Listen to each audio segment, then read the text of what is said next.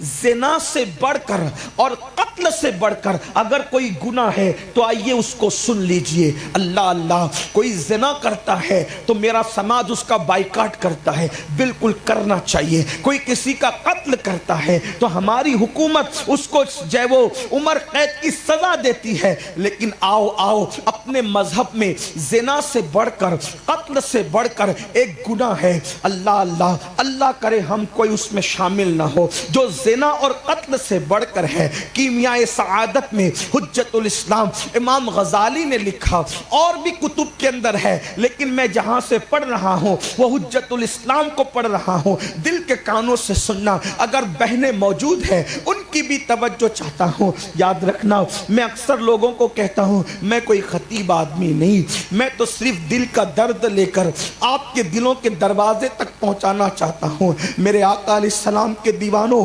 اپنے آپ پہ رحم کر لو. اس دنیا میں پہلی اور آخری مرتبہ آئے ہو، اس سے پہلے اس دنیا میں کبھی نہیں آئے تھے، اس کے بعد اس دنیا میں کبھی نہیں آؤ گے. اللہ نے پہلی اور آخری مرتبہ چانس دیا ہے، اور دنیا میں کیوں بھیجا؟ کھیتیاں کرنے نہیں بھیجا، پاپ کرنے نہیں بھیجا، دنیا میں ڈوبنے نہیں بھیجا، آوارگی کرنے نہیں بھیجا، عیاشی کرنے نہیں بھیجا. قرآن کہتا ہے الذی خلق الموت والحیات لیبلوکم ایکم احسن عملا. ہم نے زندگی اور موت کو اس لیے پیدا کیا کہ تمہیں آزمائے، تمہاری جانچ کرے، تمہارا امتحان لے کہ کون تھوڑی سی زندگی کو پا کر اچھا عمل کرتا ہے. اچھے عمل کے لیے آئے، نشہ کرنے نہیں آئے. اچھے عمل کے لیے آئے، عورتوں پہ پاپ کی نظر ڈالنے نہیں آئے. اچھے عمل کے لیے آئے، پیٹ بھر کھا کے نیند بھر سونے نہیں آئے. قتل اور زنا سے بڑا گناہ کون سا ہے؟ اللہ کرے آپ میں سے کوئی اس میں نہ ہو. لیکن آئیے دیکھتے کیا ہے. حدیث پڑھتے، ایک عورت حضرت کلیم اللہ موسیٰ علیہ السلام کے پاس آئی اور حضرت موسیٰ سے کہا اللہ کے کلیم، اللہ کے کلیم، مجھ سے بہت بڑا گناہ ہو گیا، مجھ سے بڑا پاپ ہو گیا، اور اب میں توبہ کرنا چاہتی ہوں، کیا میری توبہ قبول ہے؟ تو حضرت موسیٰ نے کہا کیا گناہ ہوا اللہ کی بندی، کیا گناہ ہوا؟ تو اس نے کہا اللہ کے کلیم، مجھے بتاتے ہوئے شرم آتی ہے، میں آپ سے کیا بتاؤں؟ آپ نے فرمایا بتا تو، تاکہ مجھے پتا چلے کہ تو نے کیا کیا ہے، تاکہ میں تجھے امید بندھاؤں، میں تجھے امید دلاؤں، تاکہ تیری توبہ کی قبولیت کی تجھے بشارت سناؤں. اس عورت نے کہا اے اللہ کے کلیم، میں نے زنا کیا، کسی کے ساتھ منہ کالا کیا.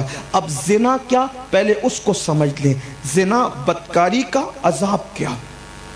سرکار غریب نواز فرماتے ہیں کہ جو زنا کے بعد غسل کرے، اس کے غسل کے جتنے پانی کے قطرے ٹپکتے ہیں، توجہ سے سننا، جو بدکاری اور زنا کے بعد غسل کرے اس سے جتنے پانی کے قطرے ٹپکتے ہیں ان کی تعداد کے برابر شیاطین پیدا کیے جاتے ہیں، اور وہ سارے شیاطین قیامت تک بدماشیاں، پاپ، جرائم اور گناہ کرتے رہیں گے، اور ان سارے شیاطین کا عذاب قیامت کے دن اس کو بھگتنا پڑے گا جس کے زنا کے غسل سے وہ شیاطین پیدا ہوئے.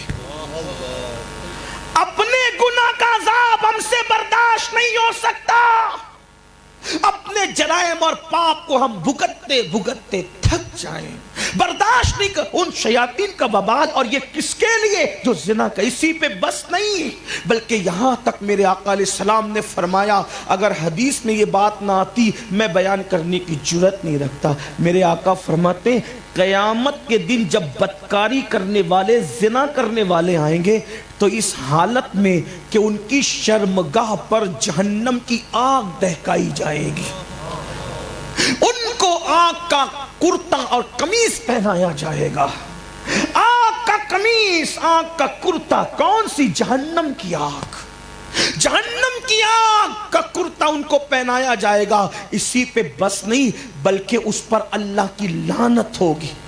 اللہ اللہ کی لعنت ہوگی اور فرمایا جائے گا یہ بدکار لوگ ہیں، یہ بدکار لوگ ہیں، یعنی کہ ان کو یوں ذلیل کیا جائے گا۔ اور پھر آپ جانتے ہیں ہمارے صوفیہ فرماتے ہیں زنا کرنے والا جب زنا کر کے غسل کرتا ہے تو اس کا ظاہری جسم تو پاک ہو جاتا ہے، لیکن اس کے دل پر جو گناہ کا دھبا لگا ہے 7 سمندروں کا پانی بھی اس کو دھل نہیں سکتا۔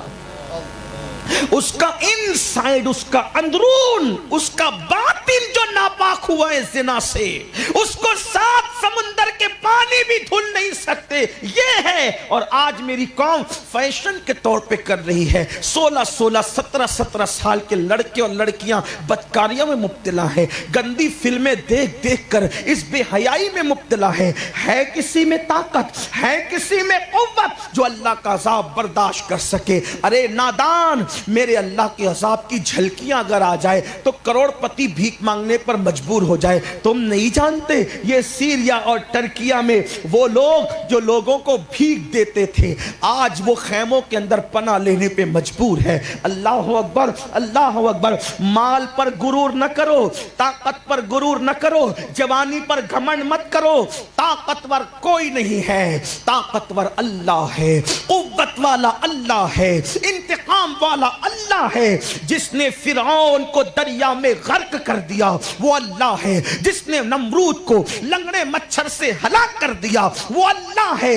شداد کی خود کی بنائی ہوئی جنت کو شداد دیکھ نہ سکا، اپنی سواری کے 2 قدم اپنی بنائی ہوئی جنت میں لے گیا اور 2 قدم باہر تھے۔ میرے اللہ نے کہا اسرائیل اس کی روح نکال لے تاکہ لوگوں کو پتا چل جائے اگر ہم نہ چاہیں تو ہماری جنت تو بہت دور کی بات ہے، اگر ہم نہ چاہیں تو خود کی بنائی ہوئی جنت میں بھی نہیں جا سکتا انسان، خود کی بنائی ہوئی جنت میں بھی نہیں جا سکتا۔ اللہ اکبر۔ اندازہ اس اللہ کو بھول بیٹھے ہو، اس اللہ کو فراموش کر بیٹھے ہو، اس اللہ کی خفیہ تدبیر کو بھلا بیٹھے ہو۔ نہیں نہیں نہیں، آؤ اللہ کے بندو، اللہ غیرت والا بھی ہے اور اللہ رحمت والا۔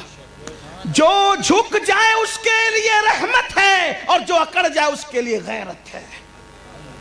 اس لیے اکڑو نہیں جوانی پر، اکڑو نہیں طاقت پر، اکڑو نہیں قوت پر، خدا چھین لیتا، اور جب وہ چھین لیتا ہے فرماتا ہے ان بطش ربک لشدید، تیرے رب کی پکڑ بہت سخت ہے۔ پکڑتا ہے تو پھر توبہ کی بھی مہلت نہیں دیتا۔ توجہ کرنا، کب تک اللہ سے دور بھاگو گے؟ کب تک اللہ سے دور رہو گے؟ کب تک اس سے دور زندگی گزر؟ نہیں، ہم اللہ کے عذاب کو برداشت نہیں کر سکتے۔ اگر وقت میں گنجائش نہیں تو میں جلدی جلدی سے بات پڑھوں گا۔ حضرت موسیٰ کلیم کے پاس وہ خاتون آ کر کیا کہہ رہی ہے کہ مجھ سے بدکاری ہو، میں نے بدکاری کی۔ حضرت موسیٰ لرز گئے، کیونکہ جو جتنا اللہ کا محبوب ہوتا ہے وہ اتنا اللہ سے ڈرتا ہے، جو جتنا اللہ کا مقرب ہوتا ہے وہ اللہ سے اتنا ڈرتا ہے۔